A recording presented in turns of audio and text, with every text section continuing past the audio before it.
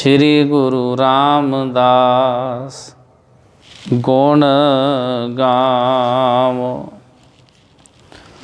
गुर अर्जन बिघनन के नाशक,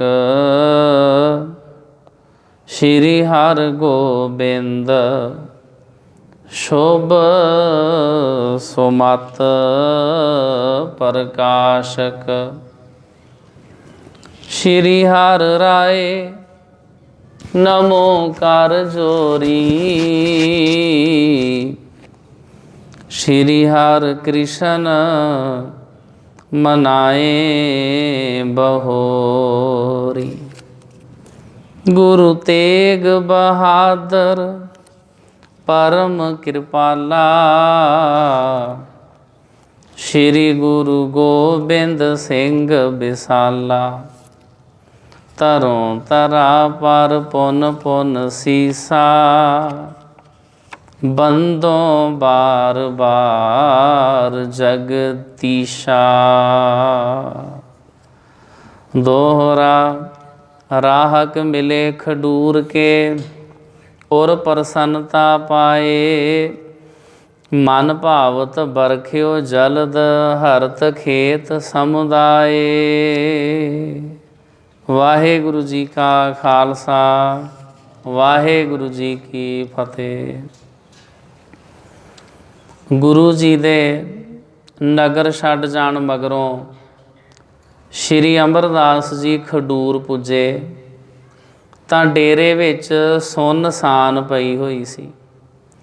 किसे ने दसिया कि मींह दे बहाने तपे ने गुरु अंगद देव जी नूं नगर तो कढवा दिता है। ये सुन के अमरदास जी नूं तपे दी ईरखा अते वधीकी उते बहुत अफसोस होया भी ये तपा इन्ना घटिया किस्म दा इंसान आ। उन्हां ग्राम पंचायत कोल जा गिला कीता कि तुसीं गुनाह भी कीता पर मींह फेर भी ना आया। लोकां ने कहा कि असीं तां तपे दे आखण ते ही इवें कीता सी। अमरदास जी ने सतगुरां दी महिमा उजागर करदिआं तुरंत ही मींह वराउण दा गुर दसिया, तरीका दसिया। भाई संतोख सिंह ने करामाती ढंग नाल गुरु अमरदास जी दे मुखों ये बचन खवाए हन कि तपा जां उसदा कोई भी अंग जिथे जिथे पुजेगा केवल उथे उथे ही भरवां मींह पै जाएगा। आपो अपने खेत विच मींह पवाउण दी काली ने सब किरसानां ने घेर लिया। तपा जिस खेत विच जावे उथे मींह पैण लग पवे। मींह वरदा गया ते तपे दे अंगां दी खिच धू हुंदी रही। खिच धू होण करके तपा मर गया। चिंतावान ते लोभी किरसानां ने तपे दे अंग मास ते हड्डियां आपो अपने खेतां विच लिजा लिजा के मींह पवा लिया, क्योंकि वो सोचते सन कि जे एक जना मर के इन्ने लोग बच सकन तां भी की है। इत्थे बिल्कुल इस तरह समझ लो जिवें जदों हर साल रावण नूं साड़दे ने ते ओहदियां जिहड़ियां सड़ियां होईयां लकड़ां हुंदियां ओहदे पुतले दियां, बहुत सारे हिंदू भरा उन्हां लकड़ियां नूं अपने घरां च लै जांदे आ ते एक चंगा शगन समझदे आ। इस तरह समझ लो भी तपे की हालत भी रावण वर्गी हुई, कह लो उन्होंने साड़दे हर साल तो इनू खेतों विच धूया ते घसीटिया गया। अगले दिन जद अमरदास जी सतगुरु श्री अंगद देव जी कोल पुजे तो उन्होंने ये करामात करन पिछे नाराज़गी जाहिर की। अमरदास जी दे वार वार खिमा मंगण ते गुरु जी ने अगों लई गुरु घर दी निमरता अते उदारता वाली मर्यादा दा पालन करन दी ताड़ना की भी अगे तो ये काम नहीं करना है।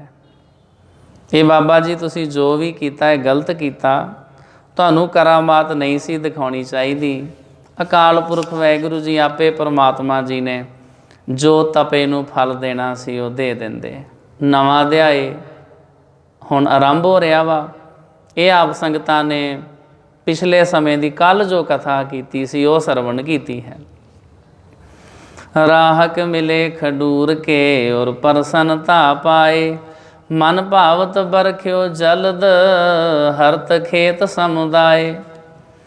ਖਡੂਰ ਦੇ ਜ਼ਿਮੀਂਦਾਰ ਇਕੱਠੇ ਹੋ ਕੇ ਮਿਲੇ ਤੇ ਹਿਰਦੇ ਵਿੱਚ ਆਨੰਦਿਤ ਹੋਏ। ਮਨ ਭਾਉਂਦਾ ਬੱਦਲ ਵਰਸਣ, ਮੀਂਹ ਪੈ ਜਾਣ ਤੇ ਸਾਰੇ ਹੀ ਖੇਤ ਹਰੇ ਭਰੇ ਹੋ ਗਏ। ਚੌਪਈ ਸਕਲ ਮਿਲੇ ਸਭ ਬਾਤ ਵਿਚਾਰੀ, ਗੁਰ ਕੀ ਭਈ ਅਵਗਿਆ ਭਾਰੀ। ਸਾਰਿਆਂ ਜ਼ਿਮੀਂਦਾਰਾਂ ਨੇ ਮਿਲ ਕੇ ਸਾਰੀ ਗੱਲ ਦੀ ਵਿਚਾਰ ਕੀਤੀ।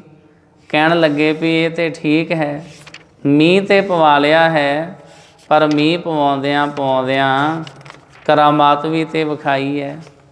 ਨਾਲੇ ਇਸ ਮੀਂਹ ਦਾ ਕਰਕੇ ਸਾਡੇ ਕੋਲੋਂ ਗਲਤੀ ਹੋਈ। ਗੁਰੂ ਅੰਗਦ ਸਾਹਿਬ ਜੀ ਨੂੰ ਵੀ ਤੇ ਨਗਰ 'ਚੋਂ ਅਸੀਂ ਕੱਢ ਦਿੱਤਾ। ਜਿਨ ਮਹਿ ਅਜ਼ਮਤ ਏਤਕ ਅਹੈ, ਬਰਖਿਓ ਜਲ ਜਿਨ ਸੇਵਕ ਕਹਿ। ਸਾਡੇ ਵੱਲੋਂ ਗੁਰੂ ਜੀ ਦਾ ਬਹੁਤ ਅਪਮਾਨ ਹੋਇਆ ਹੈ। ਜਿਨ੍ਹਾਂ ਦਾ ਇਤਨਾ ਪ੍ਰਤਾਪ ਹੈ ਕਿ ਉਹਨਾਂ ਦੇ ਸੇਵਕ ਦੇ ਬਚਨਾਂ 'ਤੇ ਹੀ ਮੀਂਹ ਵਰ ਗਿਆ ਹੈ। ਉਹਨਾਂ ਦੇ ਵਿੱਚ ਆਪਣੇ ਵਿੱਚ ਕਿੰਨੀ ਸ਼ਕਤੀ ਹੋਏਗੀ ਜੇ ਉਹਨਾਂ ਦੇ ਸੇਵਕ ਵਿੱਚ ਇੰਨੀ ਸ਼ਕਤੀ ਆ। ਰਹਿਤ ਹਮੇਸ਼ ਨਹੀਂ ਮਿਤ ਜਾਨੀ, ਜਾਂ ਬੈਠੇ ਹੈ ਅਪਰ ਸਥਾਨੀ। ਉਹ ਹਮੇਸ਼ਾ ਇੱਥੇ ਖਡੂਰ ਹੀ ਰਹਿੰਦੇ ਸਨ, ਪਰ ਅਸਾਂ ਉਹਨਾਂ ਦੀ ਕਦਰ ਕੀਮਤ ਨਹੀਂ ਜਾਣੀ। ਉਹ ਹੁਣ ਹੋਰ ਥਾਂ ਟਿਕਾਣਾ ਕਰਕੇ ਜਾ ਬੈਠੇ ਹਨ। ਹੁਣ ਰਲ ਕੇ ਚੱਲੋ, ਦੇਰੀ ਨਾ ਲਾਓ, ਤੇ ਹੋਈ ਭੁੱਲ ਨੂੰ ਤੁਰੰਤ ਬਖਸ਼ਾ ਲਓ। ਨਾਹੇ ਤਾਂ ਸਰਾਪ ਦੇਹ ਭੈਦਾਇਕ, ਆਪਦਾ ਪਰ ਹੈ ਪ੍ਰਮੋਦਨ ਸਾਇਕ। ਨਹੀਂ ਤਾਂ ਉਹ ਭਿਆਨਕ ਸਰਾਪ ਦੇ ਦੇਣਗੇ ਤੇ ਸਾਰੀ ਖੁਸ਼ੀ ਦੂਰ ਕਰਨ ਵਾਲੀ ਤਬਾਹੀ ਵਿਪਤਾ ਆ ਪਵੇਗੀ। ਗੁਰੂ ਸਾਹਿਬ ਜੀ ਨੇ ਤੇ ਕਿਸੇ ਨੂੰ ਕੀ ਸਰਾਪ ਦੇਣਾ ਹੁੰਦਾ। ਪਿੰਡ ਦੇ ਲੋਕ ਇਸ ਤਰ੍ਹਾਂ ਸੋਚਦੇ ਆ। ਏਮ ਕਹਿ ਮਿਲ ਕਰ ਕਿਲੇ ਪਕਵਾਨ, ਬਖਸ਼ਾਵਨ ਗਮਨੇ ਤੇ ਸਥਾਨ। ਇਹ ਆਖ ਕੇ ਸਾਰੇ ਮਿਲ ਕੇ ਹੱਥਾਂ ਵਿੱਚ ਪਕਵਾਨ ਲੈ ਕੇ ਗੁਰੂ ਜੀ ਕੋਲ ਉਸ ਸਥਾਨ 'ਤੇ ਭੁੱਲ ਬਖਸ਼ਾਉਣ ਲਈ ਚੱਲ ਪਏ। ਜਿਸ ਪ੍ਰਕਾਰ ਇਸ ਥਲ ਚੱਲ ਆਵੇਂ, ਤਿਮ ਸਭ ਕਰਿਓ ਕਿਰਪਾਲ ਰਝਾਵੇਂ। ਸਾਰੇ ਕਿਸਾਨ ਆਪਣੇ ਮਨ ਦੇ ਵਿੱਚ ਸੋਚਦੇ ਨੇ ਕੋਈ ਇਹੋ ਜਿਹੀ ਵਿਉਂਤ ਬਣਾਓ ਜਿਹਦਾ ਕਰਕੇ ਸਤਿਗੁਰੂ ਜੀ ਵਾਪਸ ਖਡੂਰ ਸਾਹਿਬ ਆ ਜਾਣ। ਖਾਨ ਰਜ਼ਾਦੇ ਕੇ ਥਲ ਗਏ, ਸ਼੍ਰੀ ਗੁਰ ਬੈਠੇ ਦੇਖਤ ਭਏ। ਉਹ ਖਾਨ ਰਜ਼ਾਦੇ ਵਾਲੀ ਥਾਂ 'ਤੇ ਪਹੁੰਚ ਗਏ। ਗੁਰੂ ਜੀ ਬੈਠੇ ਉਹਨਾਂ ਵੱਲ ਦੇਖ ਰਹੇ ਸਨ। ਖਾਨ ਰਜ਼ਾਦਾ ਆਪਾਂ ਪਹਿਲਾਂ ਵੀ ਸਾਧ ਸੰਗਤ ਜੀ ਵਿਚਾਰਿਆ, ਖਡੂਰ ਸਾਹਿਬ ਤੋਂ 1.5 ਕੋਹ ਪੱਛਮ ਵਿੱਚ ਇੱਕ ਪਿੰਡ ਹੈ। ਇੱਥੇ ਗੁਰੂ ਅੰਗਦ ਦੇਵ ਜੀ ਦਾ ਗੁਰਦੁਆਰਾ ਹੈ। ਇਸ ਥਾਂ ਤਪੇ ਦੀ ਪ੍ਰੇਰਨਾ ਕਰਕੇ ਜ਼ਿਮੀਂਦਾਰਾਂ ਦੇ ਖਡੂਰ ਤੋਂ ਕੱਢੇ ਹੋਏ ਗੁਰੂ ਅੰਗਦ ਦੇਵ ਜੀ ਆ ਬਿਰਾਜੇ ਸਨ। ਹੁਣ ਇਸ ਦਾ ਨਾਂ ਛਾਪਰੀ ਅਥਵਾ ਖਾਨ ਛਾਪਰੀ ਹੈ। ਇੱਥੇ ਸਾਧ ਸੰਗਤ ਜੀ 1.5 ਕੋਹ ਲਿਖਿਆ ਵਾ ਪੱਛਮ ਵਾਲੇ ਪਾਸੇ, ਕਿਉਂਕਿ ਉਦੋਂ ਦੇ ਰਸਤਿਆਂ ਵਿੱਚ ਤੇ ਅੱਜ ਦੇ ਰਸਤਿਆਂ ਵਿੱਚ ਬਹੁਤ ਜ਼ਿਆਦਾ ਫਰਕ ਆ। ਅੱਜ ਦੇ ਸਮੇਂ ਵਿੱਚ ਪੱਕੀਆਂ ਸੜਕਾਂ ਨਿਕਲ ਗਈਆਂ ਨੇ, ਤਾਂ ਕਰਕੇ ਸਾਨੂੰ ਵੱਲ ਪਾ ਕੇ ਜਾਣਾ ਪੈਂਦਾ। ਨਾਲੇ ਵੈਸੇ ਵੀ ਜਿਹੜਾ ਕੋਹ ਹੁੰਦਾ ਉਹ ਕਿਲੋਮੀਟਰ ਦੇ ਨਾਲੋਂ ਵੱਡਾ ਹੁੰਦਾ। ਅੱਜ ਜੇ ਅਸੀਂ ਖਡੂਰ ਸਾਹਿਬ ਤੋਂ ਖਾਨ ਰਜ਼ਾਦੇ ਦੀ ਜੂਹ ਜਾਂ ਖਾਨ ਛਾਪਰੀ ਜਾਣਾ ਹੋਵੇ, ਹੋ ਸਕਦਾ ਸਾਨੂੰ ਉਹ ਦੂਰ ਲੱਗੇ ਵੀ 5-7 ਕਿਲੋਮੀਟਰ ਆ, ਪਰ ਹੁਣ ਉਹ ਰਸਤੇ ਚੇਂਜ ਹੋ ਗਏ ਨੇ।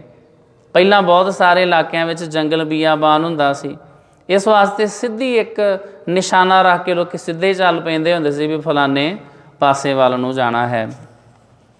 ਸਭਨ ਜਾਏ ਪਦ ਬੰਧਨ ਠਾਨੀ, ਬਿਨਤੀ ਜੁਗਤ ਬਖਾਨੀ ਬਾਨੀ। ਸਾਰਿਆਂ ਨੇ ਜਾ ਕੇ ਗੁਰੂ ਜੀ ਦੇ ਚਰਨਾਂ ਕਮਲਾਂ 'ਤੇ ਨਮਸਕਾਰ ਕੀਤੀ। ਬੇਨਤੀ ਕਰਦੇ ਹੋਏ ਬੋਲੇ, ਸ਼੍ਰੀ ਗੁਰ ਹਮ ਨੇ ਭੇਦ ਨਾ ਪਾਇਬ, सब को जोगी तपे भुलायव। हे गुरु जी, असीं तुहाडा भेद नहीं सां पा सके, सानू सारिਆਂ ने जोगी तपे ने भरमां विच भुलाया होया सी। रावर को निंदक बड़ पापी, धन लोभी मन कूर संतापी। तपा आप जी दा निंदक अते वड्डा पापी सी, धन दा लालची, मनो झूठा ते दुख देण वाला सी। दुरमत खोट कर्म किए जे तक, तात काल फल पाए हो ते तक। नीच बुद्धि वाले ने जिन्ने भी खोटे काम कीते सन, उसने उन्हां दा तुरंत ही उतना फल पा लिया है। शरण परे हम राहक सारे, शिमो गुरु तुम महद उदारे। असी सारे जिमीदार तुहाडी शरण विच आन पए हाँ, तुसीं वड्डे उदार चित हो। गुरु जीओ साडी भुल बख्श दिओ। सुन सत गुर तिन दिश पिख बिकसे, बाक सुधा सस मुख ते निकसे। ਇਹ सुन के गुरु जी उन्हां वल वेख के मुस्कुराए। उन्हां दे चन्न जहे मुख तो अमृत वर्गे बचन निकले। सब जग मिथ्या रूप निहरें, हम काहू संग बैर ना करें। गुरु अंगद साहिब जी महाराज ने बचन किया, असीं तां सारा जगत नाशवान रूप वेखदे हां, सानू तो लगता है सारा संसार नाश हो जाने वाला। असीं किसे नाल वैर नहीं रखते। मिथ्या मान अपर अपमान, हरख शोक हम नाहे नठान। मान अते अपमान साडे लई झूठे हन। जे कोई साडा मान करे, इज्जत रिस्पैक्ट करे, उहदे नाल भी सानू कोई फर्क नहीं पैंदा। जे कोई अपमान कर देवे, उहदे नाल भी कोई फर्क नहीं पैंदा है। मान अते अपमान साडे लई झूठे हन। असीं दुख सुख दा कोई संकल्प नहीं मानते, दुखां विच दुखी नहीं हुंदे ते सुखां दे विच असीं रब नूं भुला के सुखी नहीं हो जाते। असीं एक समान अवस्था विच रहिंदे हां। दुख अते सुख साडे उत्ते अपना असर नहीं पा सकते। अज दा जिहड़ा हुक्मनामा साहिब सतगुरु जी ने बख्शिश कीता, वो भी इसे विषय नाल संबंधित ही है। बाहर LED उत्ते डिस्पले हो रहा, जो नर दुख में दुख नहीं माने, सुख स्नेह अर भै नहीं जाके, कंचन माटी माने रहाओ। नह निंदिया नह उस्तत जाके, लोभ मोह अभिमाना। हरख सोग ते रह नियारो, नाहे मान अपमाना। आसा मनसा सगल त्यागै, जागते रह निराशा। वो सारा हुक्मनामा साहिब इसे विषय के नाल संबंधित है। अज अमृत वेले के समय भी ਜਿਹੜੇ ਗੁਰਮੁਖਾਂ ਪਿਆਰਿਆਂ ने उस हुक्मनामा साहिब की कथा सरवण की, ਉਹਦੇ ਵਿੱਚ भी सतगुरु जी ने ਇਹੋ ਹੀ समझाया, दुखां सुखां दे विच एक समान अवस्था दे विच रहना। सतगुरु जी ने बचन किया, करह कर्म जस तस फल पावें, बुरा भला निष्फल नह जावें। जिस तरह का कर्म करते हो, उसे तरह का फल प्राप्त होता है।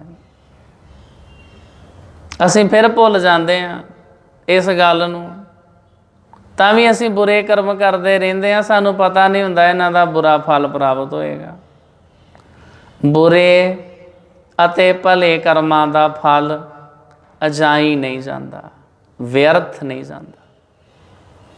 जिहड़ा भी कर्म करिए ਉਹਦਾ फल साध संगत जी जरूर ही मिलता सानू, वो एवें व्यर्थ नहीं जाता। एक तिल नहीं भन्ने कालै, जिन्ना छोटा जिहा तिलों का दाना हुंदा ना, रब जी किसी की इन्नी घालना भी व्यर्थ नहीं जान देंदे, ਉਹਦਾ भी सानू फल मिलता। जे चंगे कामां दा फल मिलता तो फिर बुरे कामां का फल भी तो मिलता ही है ना। तां करके जिद्दां दा कर्म उदां दा फल मिलता जरूर आ, बेशक समा लग जाए। कई बारी पाप कर्म इकट्ठे होंदे रहिंदे ने। जदों किसी मलाह की बेड़ी डुबनी होवे, वो बेड़ी विच थोड़ा थोड़ा पानी इकट्ठा होंदा रहिंदा, वो वेसला हो जाता भी कोई नहीं इन्ने क पानी नाल किते की हो चलिया। थोड़ी जी दराड़ हुंदी बेड़ी दे थल्ले, पानी भरदा रहिंदा थोड़ा थोड़ा करके। फिर एक समय ऐसा होंदा सारी बेड़ी डुब जाती। उसे नूं कहिंदे ने पापां दी बेड़ी दा भर जाना।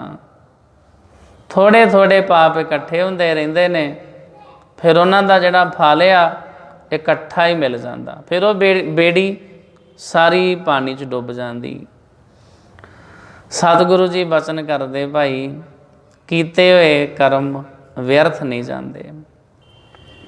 मिथ्या मह ज्ञानी नह रचैं, साच स्वरूप बीच नित मचे। ज्ञानवान पुरख मिथ्या झूठे जगत विच लीन नहीं हुंदा, सगों हमेशा सच्चे स्वरूप विच रच मिच के रहिंदा है। दुबदा तुम मैं देखी पूर, हम त्याग्यो तब ग्राम खडूर। मैं तुहाडे विच बहुत ज़्यादा वैर भाव देखिया सी, दुचित्तापन वेखिया सी, दुबदा वेखी सी। तुहानूं गुरु दे उत्ते विश्वास ही है नहीं सी। सो असीं उसे वेले खडूर पिंड दा त्याग कर दिता सी। असीं तां ही उत्थे रहे नहीं। तुमको निकट कोय ना होए, बसो सदन में सब सुख जोए। असीं तां करके खडूर साहिब तो आ गए ताकि तुहानूं कोई दुख कलेश ना होवे, ते अपने घरां विच सारे सुखां सहित वसो। हम तो जह बैठे हर खावें, कित ते पाए न कितहूँ गवावें। ये कोई जरूरी तो नहीं आ भी जे असी खडूर साहब रहिंदे ते ज़्यादा सुख प्राप्त होना सी, ज़्यादा आनंद आना सी। सतगुरु जी ने बचन किया नहीं नहीं, असी तां जिथे भी बैठे हाँ प्रसन्नता विच ही रहिंदे हैं, कोई फर्क नहीं पैंदा। बस्ती होवे जां उजाड़, साडी खुशी किते भी वधदी घटदी नहीं है। जह जाइए तहां सुहेले, कर किरपा प्रभ मेले। सिख दा जीवन भी ऐसा ही होना चाहिए। ये किसी खास थां नाल ना जुड़ जावे भी मैं तां ही सुखी हो सकदा जे फलानी थां ते रवांगा, जे मैं उत्थों चलिया गया शायद मैं दुखी हो जाऊँगा।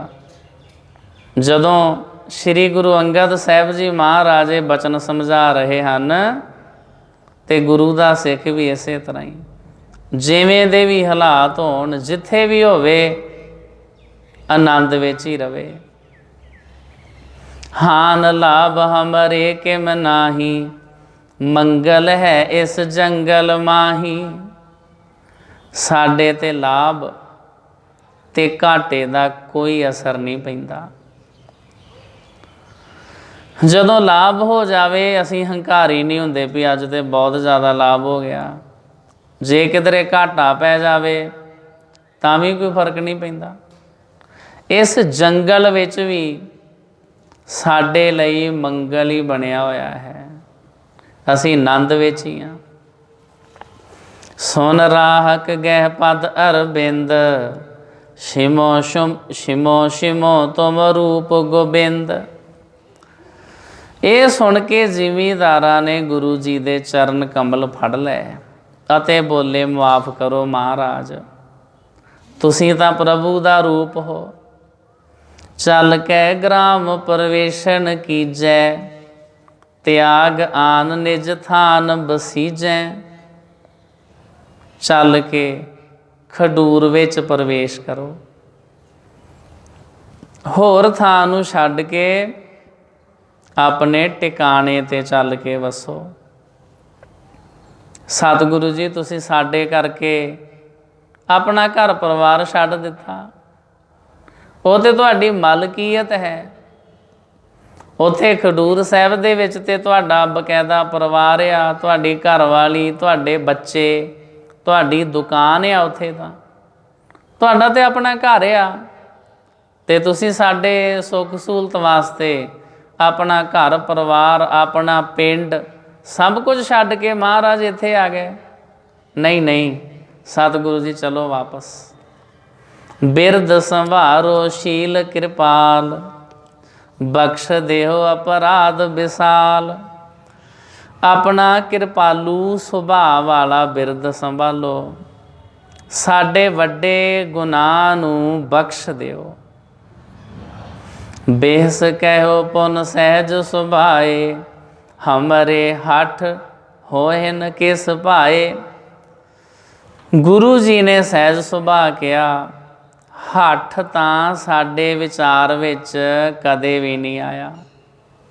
नाले जिहड़ा हठ आ ना, ये भी साध संगत जी गुरमत दे विच प्रवान नहीं आ।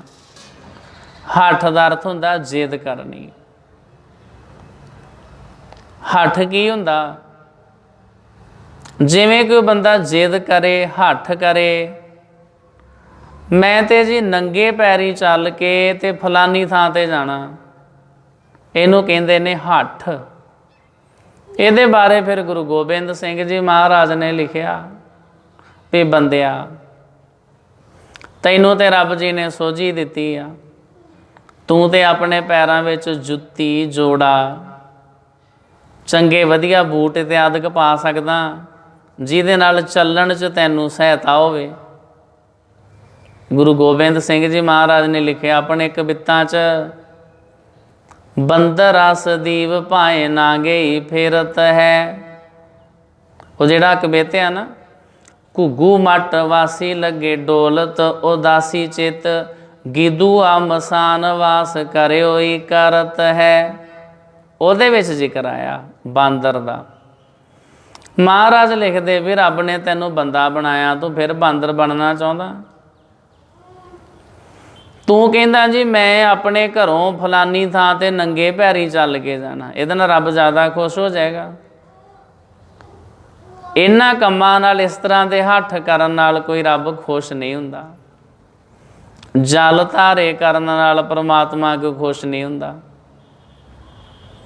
किसी थां दे उत्ते किसी तलाब विच ऐन बर्फ जमी होवे, ठंडा पानी, तू कहें जी मैं ते गुरु जी का नाम लैके चुब्बा मार के आना, ये नाल गुरु गोबिंद सिंह जी महाराज फिर ते खुश हो जाणगे भी तू तो बहुत वड्डा काम कीता, भी पहला इन्नी ठंड च तू हेमकुंड साहिब आया, पहाड़ियाँ चढ़ के, बर्फ जमी सी, ठंडा पानी, जे चुब्बा ला ही लिया फिर आन के लोगों को दसदा फिरदा। वो असी तो जी पहाड़ी चढ़ते गए, शरीर गर्म होया सी, जांदियां सारी चुब्बा मारिया तो निकल आए।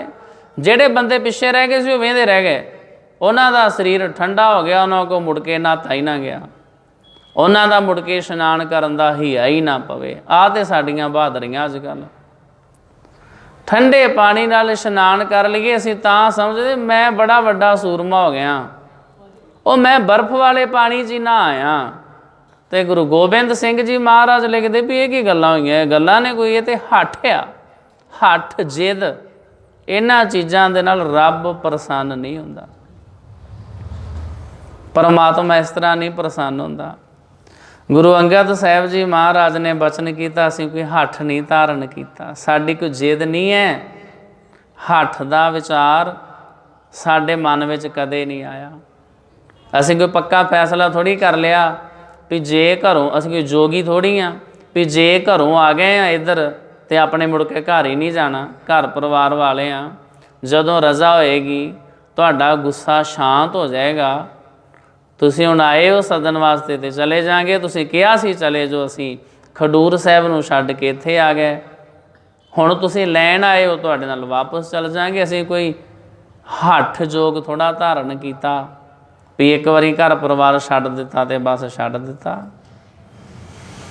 हमरे हठ हो हिन किस भाए, हठ तां साडे विचार विच कदे भी नहीं आया। ऐबो इहाँ के जैबो ग्राम, एक सम वहर के बैठे धाम। भावें इत्थे जंगल आइए ते भावें पिंड जाइए, बाहर बैठना जां घर विच रहना साडे लिए एक समान है। जे कर तुम प्रसन्न समुदाय, ले संग चलो बसें तिस थाए। जेकर तुसी सारे जिमीदार खुश हो तां जिस थां ते सानू रहन लई लिजाना चाहुंदे हो लै चलो, असी चले चलांगे तुहाडे नाल। बिद नखेद हमरे कश नाही, समो बितावें बैठे जाही। साडे कोल किसे काम करन दी हाँ जां ना नहीं है, असी तां बैठ के समा ही बिताउंदे आ। प्रभु की सिफत सलाह करनी, वाहिगुरू जी का जस करना, रब जी दियां वडियाइयां करनियां, आप रब दियां वडियाइयां करनियां, होरनां नूं सुणाउणियां। असीं अपनी जिंदगी का इहो मकसद बनाया होया, तां करके सानूं थां नाल कोई फर्क नहीं पैंदा है भी रब की सिफत सलाह कित्थे करिए कित्थे ना करिए। जिथे बैठ गए उत्थे भलियां गल्लां करनियां, उत्थे चंगियां गल्लां करनियां। जिथे जाए बहिए भला कहिए। रब दे प्यारे जिथे भी जाके बैठते ने उत्थे साध संगत जी वो भले दियां ही गल्लां करते ने। रब दे प्यारे ते जेल विच जाके बैठ जाण वो तां भी उत्थे रब जी दियां वडियाइयां ही करी जांदे, परमात्मा जी की सिफत सलाह करी जांदे, क्योंकि उन्हां विच होशापन नहीं हुंदा, उन्हां विच कालापन नहीं हुंदा। वो रब दे प्यारियां दा मन टिकिया हुंदा, शांत रहिंदे हो। अनेकां ही गुरमुख प्यारे तुहाडे चों भी शांत चित रहण वाले, जिन्हां दे उत्ते कोई फर्क नहीं पैंदा भी घरे बैठे आ कि कित्थे बैठे आ। रहो विचार साध संगत जी, ਜਿਹੜੇ ਤੇ रब दे प्यारे हो किते जे जेल भी उन्होंने हो जाए ना, अनेकां ही संत महापुरुष रब दे प्यारे विद्वान उन्होंने जेलों चों बैठे बैठे किताबां लिख दित्तियां। जेल चिट्ठियां किताब का नाम आ, जेल दे विचों लिखियां होईयां चिट्ठियां। कई इहो जिहियां किताबां उन्होंने जेल च बैठियां लिख दित्तियां। और रब जी दे प्यारे वाहिगुरू जी दे गुण ही गाए जाते हैं। खडूर साहिब दे लागे एक थाना वा, पुलिस थाना वैरोवाल। खडूर साहिब दे लागे दो पिंड ने, एक पिंड का अज जिक्र आवेगा इस कथा विच। उस पिंड का इत्थे नाम लिखिया वा भैरोवाल, अजकल उहनूं कहंदे ने भरोवाल। ये पिंड भी गोइंदवाल साहिब तो तरन ताਰਨ नूं जाइए तो उस सड़क के उत्ते है, उत्थे श्री गुरु अंगद साहिब जी महाराज गए। रहो विचार, खडूर साहिब दे लागे दो पिंड ने, एक दा नाम आ वैरोवाल बावियां, एक दा नाम आ वैरोवाल थाने वाला। उत्थे थाना बनिया होया ब्यास दरिया दे लागे आ। जदों पंजाब दे विच खाड़कूवाद सी, उदों जिहड़े सिंह नूं चुकना वैरोवाल थाने च लै जाओ। उहदे ते अत दा तशद्दद, बहुत ज़्यादा इंटैरोगेट उत्थे करते रहे, बहुत टॉर्चर करते रहे, बहुत सिंघां नूं कुटते रहे। जदों कोई अध मोया हो जाना, लागे ब्यास दरिया वगदा सी, जदों कोई शहीद हो जाना उहदे च रोड़ दिओ। बड़ा जुल्म होया। पिक्चरां दे विच मूवीज़ दे विच भी उस ठाणे दा दृश्य विखाया जांदा। एक गुरमुख प्यारे दियां ते अखां ही कढ दित्तियां सी। उहदी कथा मैं रिकॉर्ड कीती पई है किधरे नैट दे उत्ते। ਉਹ ਸਿੰਘ ਦੀਆਂ ਨਾਗੋ ਕੇ ਪਿੰਡ ਆ ਲਾਗੇ, ਉਹ ਸਿੰਘ ਦੀਆਂ ਅੱਖਾਂ ਹੀ ਕੱਢ ਦਿੱਤੀਆਂ ਸੀ, ਫਿਰ ਉਹਦੀ ਜੀਭ ਵੱਢ ਦਿੱਤੀ ਸੀ। ਉਹ ਤਾਂ ਵੀ ਰੱਬ ਜੀ ਦੇ ਗੁਣ ਗਾਈ ਗਿਆ ਵਾਹਿਗੁਰੂ ਜੀ ਦੇ ਭਾਣੇ 'ਚ। ਜਦੋਂ ਉਹਨੂੰ ਦਿਸਣਾ ਬੰਦ ਹੋ ਗਿਆ ਨਾ, ਜਿਹੜਾ ਮੌਕੇ 'ਤੇ ਪੁਲਿਸ ਵਾਲਾ ਸੀ, ਉਹ ਸਿੰਘ ਨੇ ਕਿਹਾ ਵੀ ਇੱਦਾਂ, ਅਜੇ ਜੀਭ ਨਹੀਂ ਸੀ ਵੱਡੀ ਜੀ, ਅੱਖਾਂ ਕੱਢੀਆਂ ਸੀ। ਉਹਨੇ ਕਿਹਾ ਵੀ ਵੇਖ ਕੇ ਦੱਸ ਭਲਾ ਰਹਿ ਰਾਸ ਦਾ ਟਾਈਮ ਤਾਂ ਨਹੀਂ ਹੋ ਗਿਆ? पुलिस वाला कहन लगा भी भाई साहब हो गया, मारिया कुटिया बड़ा सी। कहंदा इदां कर, जे मेरी कंध नाल थोड़ी ढो लवा दें। इन्ना ज़्यादा तशद्दद, लत्तां तोड़ियां होईयां कुट कुट के, अखां कड्डियां होईयां, बुरे हाल, खून वगदा पिया। कंध नाल ढो ला के ਉਹ ਸਿੰਘ ने रहरास साहिब का पाठ शुरू कर दिता। बड़े प्यार नाल पढ़िया। ਉਹ ਜਿਹੜਾ ਪਹਿਰੇ ਉੱਤੇ ਸੀ ना पुलिस वाला, ਉਹਨੇ अपनी बंदूक चुकी, जाके थानेदार ਦੇ ਅੱਗੇ रख ਦਿੱਤੀ। ਉਹ ਕਹਿੰਦਾ जी मैं नहीं ਤੁਹਾਡੇ थाने 'ਚ नौकरी कर सकता। ਉਹ ਤੁਸੀਂ ਤੇ ਇੱਥੇ ਸੰਤਾਂ ਨੂੰ, ਰੱਬ ਦੇ ਪਿਆਰਿਆਂ ਨੂੰ कैद ਕੀਤਾ ਹੋਇਆ, ਜਿਨ੍ਹਾਂ ਦੀਆਂ ਲੱਤਾਂ ਬਾਹਾਂ ਵੱਡੀਆਂ ਤਾਂ ਵੀ ਰੱਬ जी ਦੀ ਬਾਣੀ ਪੜ੍ਹੀ ਜਾਂਦੇ ਆ, ਤੇ मैं इन्हां दे उत्ते निगरानी करा। मैं इन्ने वड्डे पापां दा फल मैनू किन्ना वड्डा मिलेगा, मैं कित्थे लेखा देना। ते साध संगत जी उस थाने विचों ਸਿੰਘਾਂ दे उत्ते हुंदा जुल्म वेख के बहुत सारे जिहड़े पुलिस वाले सी ना, उन्होंने अमृत छक लिया सी। मैनू चेते आ अज भी उस थाने दे विच ना, उत्थे हर साल बाद वो अखंड पाठ साहिब करवाउंदे सी। उन्हां दा मन्नना सी भी इस थाने 'च इन्ने ज़्यादा जुल्म होए, इन्ने ज़्यादा तशद्दद होए आ, कहंदे कई वारी ते सानू उन्हां शहीद ਸਿੰਘਾਂ दीयां आवाज़ां सुनाई दिंदियां, तां करके साडा दिल कंब जांदा। वो साल बाद अखंड पाठ साहिब करवाउंदे। एक वारी अखंड पाठ साहिब दे भोग दे उत्ते मैं भी कथा करके आया सी थाने दे विच। अज भी उत्थे बैरकां वो बणीਆਂ जिथे ਸਿੰਘਾਂ ਦੇ ਉੱਤੇ ਜ਼ੁਲਮ ਅਤੇ ਤਸ਼ੱਦਦ ਹੁੰਦੇ ਰਹੇ। ਰਹੋ ਵਿਚਾਰ, ਜਿਹੜੇ ਰੱਬ ਦੇ ਪਿਆਰੇ ਨੇ ਨਾ, ਉਹ ਕਿਤੇ ਵੀ ਬੈਠਣ, ਉਹ ਆਨੰਦ 'ਚ ਹੀ ਰਹਿੰਦੇ ਆ।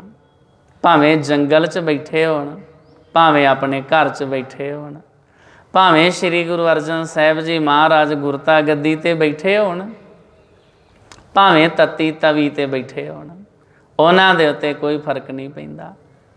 ਤੇ ਕਥਾ ਕਰ ਕਰਕੇ, ਗੁਰੂ ਦੀਆਂ ਸਾਖੀਆਂ ਸੁਣ ਸੁਣਾ ਕੇ ਇੱਦਾਂ ਦਾ ਹੀ ਸੁਭਾਅ ਬਣ ਜਾਂਦਾ।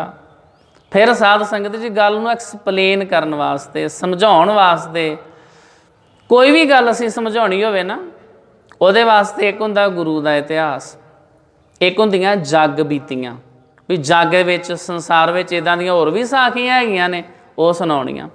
ਵੈਸੇ ਕਥਾ ਕਰਨੀ ਕੋਈ ਐਡਾ ਕੰਮ ਨਹੀਂ ਹੈ। ਕਈ ਬੰਦੇ ਪੁੱਛਦੇ ਵੀ ਕਥਾ ਕਿੱਦਾਂ ਕਰੀ ਦੀ। ਇਹ ਸ਼੍ਰੋਮਣੀ ਕਮੇਟੀ ਨੇ ਗ੍ਰੰਥ ਛਾਪੇ ਆ, ਇੱਕ ਪਾਸੇ ਪਾਠ ਲਿਖਿਆ, ਇੱਕ ਪਾਸੇ ਅਰਥ ਲਿਖਿਆ। ਜਿਹੜਾ ਵੀ ਬੰਦਾ ਪੰਜਾਬੀ ਪੜ੍ਹਨ ਨਹੀਂ ਜਾਣਦਾ, ਇੱਥੋਂ ਪਾਠ ਪੜ੍ਹੀ ਜਾਵੇ, ਅੱਗੇ ਅਰਥ ਪੜ੍ਹੀ ਜਾਵੇ, ਗੱਲ ਖਤਮ। ਫੇਰ ਕੋਈ ਕੰਮ ਕੋਈ ਐਡਾ ਵੱਡਾ ਤਾਂ ਨਾ ਹੋਇਆ। ਬਸ ਉੱਤੋਂ ਜਿੱਦਾਂ ਬੱਚੇ ਉਹ ਪੜ੍ਹ ਪੜ੍ਹ ਕੇ ਸੁਣਾਈ ਜਾਂਦੇ ਸਕੂਲ 'ਚ ਪਾਠ, ਫਿਰ ਤਾਂ ਇੱਦਾਂ ਹੀ ਪੜ੍ਹਨਾ ਨਾ। ਕਥਾ ਦਾ ਭਾਵ ਹੁੰਦਾ ਵੀ ਜਿਹੜੀ ਸਾਖੀ ਪੜ੍ਹ ਰਹੇ ਹੋ, ਜਿਹੜੀ ਗੱਲ ਚੱਲ ਰਹੀ ਆ, ਉਹਦੇ ਨਾਲ ਰਿਲੇਟਡ ਹੋਰ ਜੱਗ ਬੀਤੀਆਂ ਸੁਣਾਉਣੀਆਂ। ਕੋਈ ਗੁਰਬਾਣੀ 'ਚੋਂ ਪ੍ਰਮਾਣ ਦੇਣੇ, ਕੋਈ ਭਾਈ ਗੁਰਦਾਸ ਜੀ ਨੇ ਕੀ ਲਿਖਿਆ ਉਹ ਵਿੱਚ ਕਵਿਤ ਐਡ ਕਰਨਾ, ਕੋਈ ਭਾਈ ਗੁਰਦਾਸ ਜੀ ਦੀ ਵਾਰ ਐਡ ਕਰਨੀ, ਹੋਰ ਮਟੀਰੀਅਲ ਨਾਲ ਐਡ ਕਰਨਾ, ਤਾਂ ਕਿ ਜਿਹੜੀ ਗੱਲ ਕੀਤੀ ਜਾ ਰਹੀ ਉਹ ਚੰਗੀ ਤਰ੍ਹਾਂ ਸਾਡੀ ਸਮਝ ਵਿੱਚ ਆ ਜਾਵੇ। ਸਭ ਤੋਂ ਵੱਡੀ ਗੱਲ ਹੁੰਦੀ ਹੈ ਕੰਪੈਰੀਜ਼ਨ ਕਰਨੀ, ਤੁਲਨਾ ਕਰਨੀ। ਗੁਰੂ ਅੰਗਦ ਸਾਹਿਬ ਜੀ ਮਹਾਰਾਜ ਸਿੱਖਾਂ ਨੂੰ ਕਹਿ ਰਹੇ ਵੀ ਜੇ ਜੰਗਲ 'ਚ ਰਹੀਏ ਤਾਂ ਵੀ ਕੋਈ ਫਰਕ ਨਹੀਂ ਪੈਂਦਾ, ਜੇ ਖਡੂਰ ਸਾਹਿਬ ਘਰ ਚਲੇ ਜਾਈਏ ਤਾਂ ਵੀ ਕੋਈ ਫਰਕ ਨਹੀਂ ਪੈਂਦਾ, ਅਸੀਂ ਇੱਕ ਸਮਾਨ ਅਵਸਥਾ 'ਚ ਰਹਿੰਦੇ ਹਾਂ।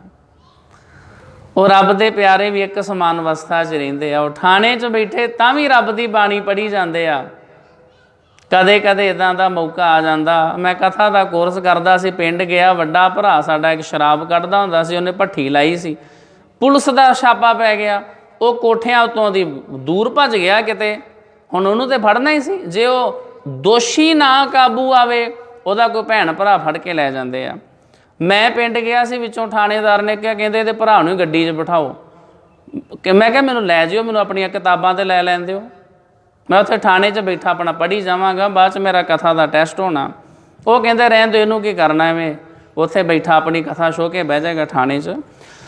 ਤੋ ਕਹਿਣ ਦਾ ਭਾਵ ਮੇਰਾ ਇਹ ਆ ਵੀ ਤੁਸੀਂ ਜਿੰਨੇ ਵੀ ਰੱਬ ਦੇ ਪਿਆਰੇ ਹੋ ਨਾ, ਰੋਜ਼ ਤੁਸੀਂ ਕਥਾ ਸੁਣਦੇ ਹੋ। ਮੰਨ ਲਓ ਤੁਸੀਂ ਕਿਸੇ ਵਿਆਹ ਸ਼ਾਦੀ ਚਲੇ ਜਾਂਦੇ ਹੋ, ਲੋਕ ਉੱਥੇ ਕੋਈ ਗੱਲ ਕਰਨਗੇ, ਕੁਝ ਕਰੇਗਾ।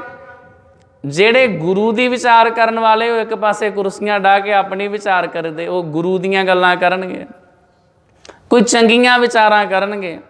ਭਾਵ ਜਿਹਦੀ ਸੰਗਤ ਕਰੀਏ, ਜਿਵੇਂ ਦਾ ਇਤਿਹਾਸ ਪੜ੍ਹੀਏ, ਜਿਵੇਂ ਦਾ ਇਤਿਹਾਸ ਸੁਣੀਏ, ਸਾਡਾ ਸੁਭਾਅ ਫਿਰ ਉੱਦਾਂ ਦਾ ਹੀ ਬਣਨ ਲੱਗ ਜਾਂਦਾ। ਫਿਰ ਕੋਈ ਫਰਕ ਨਹੀਂ ਪੈਂਦਾ ਵੀ ਕਿਹੜਾ ਬੰਦਾ ਕਿੱਥੇ ਬੈਠਾ ਹੋਇਆ, ਉਹਨੂੰ ਸਾਰੀਆਂ ਥਾਵਾਂ ਦੇ ਉੱਤੇ ਚੰਗਾ ਚੰਗਾ ਹੀ ਲੱਗਦਾ, ਉਹਨੂੰ ਹਰ ਥਾਂ ਦੇ ਉੱਤੇ ਆਨੰਦ ਹੀ ਪ੍ਰਾਪਤ ਹੁੰਦਾ। ਗੁਰੂ ਅੰਗਦ ਸਾਹਿਬ ਜੀ ਮਹਾਰਾਜ ਨੇ ਕਿਹਾ ਵੀ ਅਸੀਂ ਕਿਹੜਾ ਕੋਈ ਜਿੱਦ ਕੀਤੀ ਵੀ ਇੱਥੇ ਹੀ ਰਹਿਣਾ। ਜੇ ਤੁਸੀਂ ਪਿਆਰ ਨਾਲ ਲੈਣ ਵਾਸਤੇ ਆਏ ਹੋ ਤੇ ਅਸੀਂ ਖਡੂਰ ਸਾਹਿਬ ਚੱਲਾਂਗੇ। ਸਤਿਗੁਰੂ ਜੀ ਨੇ ਬਚਨ ਕੀਤਾ, ਜੇਕਰ ਤੁਮ ਪ੍ਰਸੰਨ ਸਮੁਦਾਏ, ਲੈ ਸੰਗ ਚਲੋ ਬਸੈ ਤਿਸ ਥਾਏ। ਜੇਕਰ ਤੁਸੀਂ ਸਾਰੇ ਜ਼ਿਮੀਂਦਾਰ ਖੁਸ਼ ਹੋ ਤਾਂ ਜਿਸ ਥਾਂ 'ਤੇ ਸਾਨੂੰ ਰਹਿਣ ਲਈ ਲਿਜਾਣਾ ਚਾਹੁੰਦੇ ਹੋ ਲੈ ਚੱਲੋ। ਇਹਨੂੰ ਕਹਿੰਦੇ ਵੀ ਨਾ ਕੋਈ ਮਾਣ ਦਾ ਅਸਰ ਆ ਅਤੇ ਨਾ ਅਪਮਾਨ ਦਾ ਅਸਰ ਆ। ਪਹਿਲਾਂ ਵੇਖੋ ਉਹਨਾਂ ਨੇ ਕਿੰਨਾ ਅਪਮਾਨ ਕੀਤਾ। ਗੁਰੂ ਅੰਗਦ ਸਾਹਿਬ ਨੂੰ ਕਹਿੰਦੇ ਵੀ ਚੱਲ ਜਾਓ ਖਡੂਰ ਸਾਹਿਬ 'ਚੋਂ। ਜੇ ਤੁਸੀਂ ਨਾ ਗਏ, ਇਹ ਕਥਾ ਤੁਸੀਂ ਸੁਣੀ ਆ ਕੱਲ੍ਹ ਪਰਸੋਂ ਹੀ, ਜੇ ਤੁਸੀਂ ਨਾ ਗਏ ਤੁਹਾਨੂੰ ਬਾਹੋਂ ਫੜ ਕੇ ਆਪ ਖਡੂਰ ਸਾਹਿਬ 'ਚੋਂ ਕੱਢ ਆਵਾਂਗੇ। ਗੁਰੂ ਅੰਗਦ ਸਾਹਿਬ ਜੀ ਮਹਾਰਾਜ ਨੇ ਕਿਹਾ ਵੀ ਤੁਸੀਂ ਖੇਚਲ ਕਿਉਂ ਕਰਦੇ ਹੋ, ਮੇਰੀ ਬਾਂਹ ਫੜ ਕੇ ਮੈਨੂੰ ਕਾਹਨੂੰ ਕੱਢਣਾ, ਮੈਂ ਆਪੇ ਹੀ ਚਲੇ ਜਾਣਾ। ਗੁਰੂ ਨਾਨਕ ਸਾਹਿਬ ਜੀ ਮਹਾਰਾਜ ਨੂੰ ਵੀ ਇਸ ਤਰ੍ਹਾਂ ਹੀ ਕਿਹਾ। ਚਲੋ ਮਲਕ ਭਾਗੋ ਨੇ ਬ੍ਰਹਮ ਭੋਜ ਦਾ ਸੱਦਾ ਭੇਜਿਆ। ਗੁਰੂ ਸਾਹਿਬ ਨੂੰ ਕਿਹਾ ਵੀ ਬ੍ਰਹਮ ਭੋਜ ਕਰਨਾ, ਲੰਗਰ ਛਕਣਾ ਆਇਓ। ਅੱਜ ਦੇ ਸਮੇਂ 'ਚ ਅਸੀਂ ਉਸੇ ਵੇਲੇ ਚੱਲ ਪਏ ਨਾ, ਹੁਣ ਸਿਸਟਮ ਚੇਂਜ ਹੋ ਗਿਆ। ਉਹ ਲੋਕ 200-500 ਰੁਪਇਆ ਦੇ ਦਿੰਦੇ ਇਕੱਲੇ ਇਕੱਲੇ ਨੂੰ ਲੰਗਰ ਛਕਾ ਕੇ। ਤਾਂ ਕਰਕੇ ਅਸੀਂ ਥੋੜ੍ਹੀ ਵੇਖਣਾ ਹੁੰਦਾ ਵੀ ਉਹ ਬੰਦਾ ਛਕਾਉਣ ਵਾਲਾ ਮਲਕ ਭਾਗੋ ਆ, ਵੀ ਬੰਦੇ ਦੀਆਂ ਰੋਟੀਆਂ 'ਚੋਂ ਕਿਤੇ ਖੂਨ ਤਾਂ ਨਹੀਂ ਨਿਕਲਦਾ। ਅਸੀਂ ਤਾਂ ਉਸੇ ਵੇਲੇ ਚਲੇ ਜਾਂਦੇ ਹਾਂ। ਉਹ ਗੁਰੂ ਨਾਨਕ ਸਾਹਿਬ ਸੀ। ਜਦੋਂ ਸੱਦਾ ਆਇਆ ਗੁਰੂ ਨਾਨਕ ਸਾਹਿਬ ਨੇ ਕਿਹਾ ਵੀ ਅਸੀਂ ਨਹੀਂ ਜਾਣਾ ਹੈ। ਸਿਪਾਹੀਆਂ ਨੇ ਜਾ ਕੇ ਦੱਸਿਆ ਮਲਕ ਭਾਗੋ, ਕਹਿੰਦੇ ਜੀ ਅਸੀਂ ਨਹੀਂ ਆਉਣਾ। ਦੂਸਰੀ ਵਾਰੀ ਸੱਦਾ ਘੱਲਿਆ। ਗੁਰੂ ਸਾਹਿਬ ਨੇ ਕਿਹਾ ਵੀ ਸਾਡਾ ਮਤਲਬ ਹੀ ਨਹੀਂ, ਅਸੀਂ ਸੰਤੁਸ਼ਟ ਹਾਂ। ਸਾਨੂੰ ਜੋ ਭਾਈ ਲਾਲੋ ਰੁੱਖਾ ਮਿੱਸਾ ਕੋਧਰੇ ਦੀ ਰੋਟੀ ਖਵਾ ਦਿੰਦਾ ਉਹੀ ਅਸੀਂ ਛਕ ਲੈਂਦੇ ਹਾਂ। ਅੱਜ ਦੇ ਸਮੇਂ ਵਿੱਚ ਬਹੁਤ ਸਾਰੇ ਕਿਸਾਨ ਕੋਧਰਾ ਵੀ ਬੀਜਣ ਲੱਗ ਪਏ ਆ। ਇਹ ਵੀ ਸਾਧ ਸੰਗਤ ਜੀ ਖੋਜਾਂ ਹੋਈਆਂ ਵੀ ਜਿਹੜੀ ਕਣਕ ਆ ਨਾ, ਇਹ ਜਦੋਂ ਬਾਬਰ ਆਇਆ ਭਾਰਤ 'ਚ ਉਦੋਂ ਕਹਿੰਦੇ ਲੈ ਕੇ ਆਇਆ ਸੀ, ਪਹਿਲਾਂ ਨਹੀਂ ਸੀ। ਬਹੁਤ ਲੰਬਾ ਪੁਰਾਣਾ ਸਮਾਂ। ਲੋਕੀ ਕਈ ਤਰ੍ਹਾਂ ਦੀਆਂ ਹੋਰ ਜਿਵੇਂ ਜਵਾਂ ਦੀ ਰੋਟੀ, ਜਵਾਰ ਦੀ ਰੋਟੀ, ਕੋਧਰੇ ਦੀ ਰੋਟੀ, ਇਸ ਤਰ੍ਹਾਂ ਕਈ ਬੜੇ ਪ੍ਰਸਿੱਧ ਅਨਾਜ ਆ, ਉਹਨਾਂ ਦਾ ਭੋਜਨ ਪ੍ਰਸ਼ਾਦਾ ਜਿਹੜਾ ਛਕਦੇ ਹੁੰਦੇ ਸੀ। ਰਹੋ ਵਿਚਾਰ। ਤਾਂ ਸਾਧ ਸੰਗਤ ਜੀ ਗੁਰੂ ਨਾਨਕ ਸਾਹਿਬ ਜੀ ਮਹਾਰਾਜ ਉਹਨਾਂ ਨੇ ਕਿਹਾ ਵੀ ਸਾਡਾ ਕੋਈ ਸੰਬੰਧ ਨਹੀਂ ਹੈ, ਅਸੀਂ ਸੰਤੁਸ਼ਟ ਹਾਂ। ਭਾਈ ਲਾਲੋ ਸਾਨੂੰ ਜੋ ਰੁੱਖਾ ਮਿੱਸਾ ਛਕਾ ਦਿੰਦਾ ਅਸੀਂ ਛਕ ਕੇ ਪ੍ਰਭੂ ਜੀ ਦੇ ਗੁਣ ਗਾਉਂਦੇ ਰਹਿੰਦੇ ਹਾਂ। ਤੀਸਰੀ ਵਾਰੀ ਫਿਰ ਜਦੋਂ ਮਲਕ ਭਾਗੋ ਨੇ ਆਪਣੇ ਸਿਪਾਹੀ ਘੱਲੇ, ਉਹਨਾਂ ਨੇ ਆਣ ਕੇ ਗੁਰੂ ਨਾਨਕ ਸਾਹਿਬ ਨੂੰ ਕਿਹਾ ਵੇਖੋ ਜੀ ਗੱਲ ਸੁਣੋ, ਇਹਦੇ 'ਚ ਆ ਸਾਡੀ ਬੇਇੱਜ਼ਤੀ। ਸਾਡੇ ਬ੍ਰਹਮ ਭੋਜ 'ਤੇ ਵੱਡੇ ਵੱਡੇ ਬ੍ਰਾਹਮਣ, ਪੰਡਤ, ਵਿਦਵਾਨ ਸਾਰੇ ਲੋਕ ਆਉਂਦੇ ਆ। ਅਤੇ ਮਲਕ ਭਾਗੋ ਆਇਆ ਜੇ ਬੜਾ ਗੁੱਸੇ 'ਚ। ਉਹ ਕਹਿੰਦਾ ਵੀ ਮੇਰੇ ਬ੍ਰਹਮ ਭੋਜ ਦੇ ਉੱਤੇ ਗੁਰੂ ਨਾਨਕ ਦੇਵ ਜੀ ਨਾ ਆਉਣ, ਇਹ ਕਿੱਦਾਂ ਹੋ ਸਕਦਾ। ਉਹਨਾਂ ਨੂੰ ਕਹੋ ਤੁਹਾਨੂੰ ਮੇਰੇ ਘਰ ਵਿੱਚ ਆਣ ਕੇ ਲੰਗਰ ਛਕਣਾ ਹੀ ਪੈਣਾ। ਨਾਲ ਹੀ ਉਹਨੇ ਸਿਪਾਹੀ ਘੱਲ ਦਿੱਤੇ ਵੀ ਜੇ ਗੁਰੂ ਨਾਨਕ ਸਾਹਿਬ ਤੀਸਰੀ ਵਾਰੀ ਵੀ ਜਵਾਬ ਦਿੰਦੇ ਆ ਨਾ, ਗ੍ਰਿਫਤਾਰ ਕਰਕੇ ਲਿਆਓ। ਭਾਈ ਲਾਲੋ ਕਹਿਣ ਲੱਗਾ ਸੱਚੇ ਪਾਤਸ਼ਾਹ ਜੀ ਮੂਰਖਾਂ ਨਾਲ ਵਾਹ ਪਿਆ, ਤੁਹਾਨੂੰ ਗ੍ਰਿਫਤਾਰ ਕਰਕੇ ਲੈ ਜਾਣਗੇ, ਤਾਂ ਕਰਕੇ ਚਲੋ ਫਿਰ ਆਪਾਂ ਆਪੇ ਹੀ ਚਲੇ ਜਾਂਦੇ ਹਾਂ। ਮਹਾਰਾਜ ਨੇ ਕਿਹਾ ਠੀਕ ਆ ਚਲੇ ਚੱਲਦੇ ਹਾਂ। ਲੱਗਦਾ ਇਹਨਾਂ ਨੇ ਆਪਣਾ ਪਾਜ ਉਘਾੜ ਕੇ ਬਸ ਕਰਨੀ ਆ।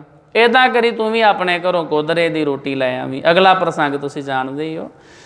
ਗੁਰੂ ਅੰਗਦ ਸਾਹਿਬ ਜੀ ਮਹਾਰਾਜ ਨੇ ਕਿਹਾ ਵੀ ਜੇ ਤੁਸੀਂ ਲੈਣ ਵਾਸਤੇ ਆਏ ਹੋ ਅਸੀਂ ਚਲੇ ਜਾਂਦੇ ਹਾਂ। ਜਦੋਂ ਤੁਸੀਂ ਨਿਰਾਦਰ ਕਰਕੇ ਕੱਢਿਆ ਸੀ ਤਾਂ ਉਦੋਂ ਵੀ ਚੁੱਪ ਕਰਕੇ ਆ ਗਏ ਸੀ। ਸਾਡੇ ਮਨ ਵਿੱਚ ਕੋਈ ਗੁੱਸਾ ਨਹੀਂ ਆ ਵੀ ਅਸੀਂ ਨਹੀਂ ਹੁਣ ਖਡੂਰ ਸਾਹਿਬ ਆਉਣਾ, ਜਾਓ ਦੌੜ ਜਾਓ ਇੱਥੋਂ, ਪਹਿਲਾਂ ਸਾਡੀ ਬੇਇੱਜ਼ਤੀ ਕਰਕੇ ਸਾਨੂੰ ਉੱਥੋਂ ਕੱਢਿਆ। ਸਾਡੇ ਮਨ ਵਿੱਚ ਕੋਈ ਗੁੱਸਾ ਨਹੀਂ ਹੈ।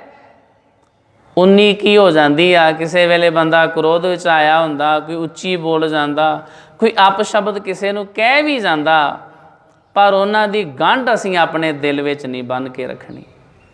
ਵੀ ਮੈਂ ਇਹ ਤੋਂ ਕੀ ਇਹ ਸਿੱਖਿਆ ਮਿਲਦੀ ਹੈ ਇਸ ਸਾਖੀ ਤੋਂ ਵੀ ਮੈਨੂੰ ਮੇਰੇ ਕਿਸੇ ਭੈਣ ਭਰਾ ਨੇ ਫਲਾਣੇ ਸਮੇਂ ਆਹ ਗੱਲ ਕਹੀ ਸੀ, ਆਪਾਂ ਉਹਦੇ ਨਾਲ ਜੀ ਹੁਣ ਬੋਲਣਾ ਹੀ ਛੱਡਿਆ। ਨਹੀਂ, ਉਹ ਲੰਘ ਗਿਆ ਸਮਾਂ, ਕਿਤੇ ਕ੍ਰੋਧ ਵਿੱਚ ਗੁੱਸੇ ਵਿੱਚ ਕੋਈ ਗੱਲ ਹੋ ਗਈ ਹੋਣੀ ਆ, ਉਹਨੂੰ ਛੱਡ ਦਿਓ। ਮੁਸਲਮਾਨਾਂ ਨੇ ਈਦ ਤਾਂ ਹੀ ਬਣਾਈ ਆ, ਈਦ ਵਾਲੇ ਦਿਨ ਉਹ ਲੋਕ ਇੱਕ ਦੂਜੇ ਦੇ ਗਲੇ ਮਿਲ ਪੈਂਦੇ ਨੇ। ਉਹਦਾ ਮਤਲਬ ਹੁੰਦਾ ਜਿਹੜੇ ਪਿੱਛੇ ਗਿਲੇ ਸ਼ਿਕਵੇ ਸਾਰੇ ਛੱਡੋ, ਇੱਕ ਦੂਜੇ ਨੂੰ ਜੱਫੀ ਪਾ ਕੇ ਗਲਵੱਕੜੀ ਪਾ ਕੇ ਮਿਲੋ, ਸਾਰੇ ਵੈਰ ਵਿਰੋਧ ਖਤਮ, ਇੱਕ ਨਵੀਂ ਜ਼ਿੰਦਗੀ, ਪਿਆਰ ਵਾਲੀ ਜ਼ਿੰਦਗੀ ਦੀ ਸ਼ੁਰੂਆਤ ਕਰੋ। ਤੇ ਉਹ ਮੁਸਲਮਾਨ ਤੇ ਹੋ ਸਕਦਾ ਸਾਲ 6 ਮਹੀਨੇ ਬਾਅਦ ਕਿਧਰੇ ਈਦ ਉਡੀਕਦੇ ਹੋਣ, ਤੇ ਗੁਰੂ ਸਾਹਿਬ ਜੀ ਨੇ ਤਾਂ ਸਾਨੂੰ ਫਤਿਹ ਬਖਸ਼ਿਸ਼ ਕੀਤੀ ਆ। ਜਿਹੜਾ ਵੀ ਸਾਹਮਣੇ ਆਵੇ ਉਹਨੂੰ ਬੁਲਾਓ ਫਤਿਹ, ਬੇਸ਼ੱਕ ਦੁਪਹਿਰੇ ਉਹਦੇ ਨਾਲ ਲੜਾਈ ਹੋਈ ਹੋਵੇ, ਸ਼ਾਮ ਨੂੰ ਮੱਥੇ ਲੱਗਦਾ ਬੁਲਾ ਦਿਓ ਫਤਿਹ। ਅਸੀਂ ਕਿਉਂ ਆਪਣੇ ਮਨ 'ਚ ਬਰਡਨ, ਉਹ ਭਾਰ ਕਿਉਂ ਆਪਣੇ ਮਨ 'ਚ ਲੈ ਕੇ ਤੁਰੇ ਫਿਰੀਏ? ਰਾਤ ਨੂੰ ਮੁੜ ਕੇ ਵੀ ਉਹੀ ਕੁਝ ਸੋਚੀ ਜਾਵਾਂਗੇ, ਸਾਡਾ ਆਪਣਾ ਵੀ ਉਹਦੇ ਨਾਲ ਨੁਕਸਾਨ ਹੁੰਦਾ। ਤਾਂ ਕਰਕੇ ਕਿਸੇ ਦਾ ਗੁੱਸਾ ਨਹੀਂ ਕਰਨਾ ਹੈ, ਬਿਲਕੁਲ ਸਾਫ਼, ਜਿਹੜੀ ਸਾਡੀ ਉਹ ਸਾਫ਼ ਜ਼ਿੰਦਗੀ ਬਤੀਤ ਕਰਨੀ ਆ। ਹੁਣ ਗੁਰੂ ਅੰਗਦ ਸਾਹਿਬ ਜੀ ਮਹਾਰਾਜ ਦੇ ਨਾਲ ਕਿਤੇ ਪਿੰਡ ਦੇ ਲੋਕਾਂ ਨੇ ਚੰਗੀ ਕੀਤੀ ਆ, ਪਹਿਲਾਂ ਉਹਨਾਂ ਨੂੰ ਕੱਢਿਆ, ਹੁਣ ਮਹਾਰਾਜ ਨੂੰ ਲੈਣ ਆ ਗਏ ਆ। ਸਤਿਗੁਰੂ ਜੀ ਕਹਿਣ ਲੱਗੇ ਕੋਈ ਗੱਲ ਨਹੀਂ, ਸਾਡੇ ਮਨ 'ਚ ਕਿਸੇ ਵਾਸਤੇ ਕੋਈ ਰੋਸ ਨਹੀਂ, ਗਿਲਾ ਸ਼ਿਕਵਾ ਨਹੀਂ, ਤੁਸੀਂ ਕੱਢਿਆ, ਚਲੋ ਕੋਈ ਗੱਲ ਨਹੀਂ, ਤੁਹਾਡੀ ਲੋੜ ਸੀ, ਤੁਸੀਂ ਲੈਣ ਆ ਗਏ ਹੋ, ਚਲੋ ਮੈਂ ਤੁਹਾਡੇ ਨਾਲ ਚੱਲਦਾ ਹਾਂ ਖਡੂਰ ਸਾਹਿਬ। ਤੇ ਅੱਗੇ ਸਾਧ ਸੰਗਤ ਜੀ, ਮਹਾਕਵੀ ਭਾਈ ਸੰਤੋਖ ਸਿੰਘ ਜੀ ਲਿਖਦੇ ਨੇ, ਸੁਨ ਹਰਖੇ ਨਾਰਿਉਰ ਸਮੁਦਾਈ, ਕਹਿ ਕਰ ਸਤਿਗੁਰ ਲੀਏ ਉਠਾਈ। ਇਹ ਸੁਣ ਕੇ ਸਾਰੇ ਆਦਮੀ ਹਿਰਦੇ ਵਿੱਚੋਂ ਖੁਸ਼ ਹੋ ਗਏ।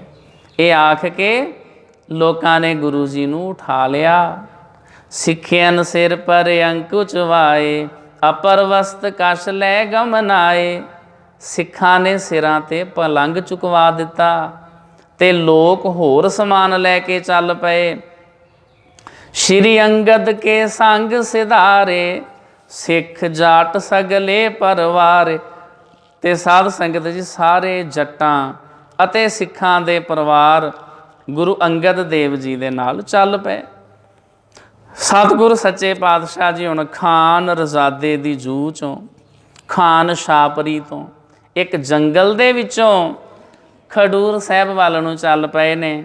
ਰਾਹ ਦੇ ਵਿੱਚ ਇੱਕ ਪਿੰਡ ਆ ਗਿਆ, ਭੈਰੋਂਪੁਰ, ਭਰੋਵਾਲ ਪਿੰਡ। ਉੱਥੇ ਸ਼੍ਰੀ ਗੁਰੂ ਅੰਗਦ ਸਾਹਿਬ ਜੀ ਮਹਾਰਾਜ ਸਾਧ ਸੰਗਤ ਜੀ ਡੇਰਾ ਕਰਦੇ ਆ, ਸਥਾਨ ਕਰਦੇ ਆ। ਉੱਥੇ ਕੀ ਕੌਤਕ ਵਰਤਦਾ, ਸਤਿਗੁਰ ਸੱਚੇ ਪਾਤਸ਼ਾਹ ਜੀ ਉੱਥੇ ਕਿਹਦਾ ਪਾਰ ਉਤਾਰਾ ਕਰਦੇ ਨੇ, ਇਹ ਕਥਾ ਵਿਚਾਰ ਆਪ ਸੰਗਤਾਂ ਆਉਣ ਵਾਲੇ ਸਮੇਂ ਵਿੱਚ ਸਰਵਣ ਕਰੋਗੇ। ਅੱਜ ਦੇ ਵਕਤ ਇਤਨੀਆਂ ਬੇਨਤੀਆਂ ਪ੍ਰਵਾਨ ਕਰਨੀਆਂ ਜੀ, ਹੋਈਆਂ ਭੁੱਲਾਂ ਗਲਤੀਆਂ ਦੀ ਮੁਆਫੀ ਫਤਿਹ ਪ੍ਰਵਾਨੋ। ਵਾਹਿਗੁਰੂ ਜੀ ਕਾ ਖਾਲਸਾ, ਵਾਹਿਗੁਰੂ ਜੀ ਕੀ ਫਤਿਹ।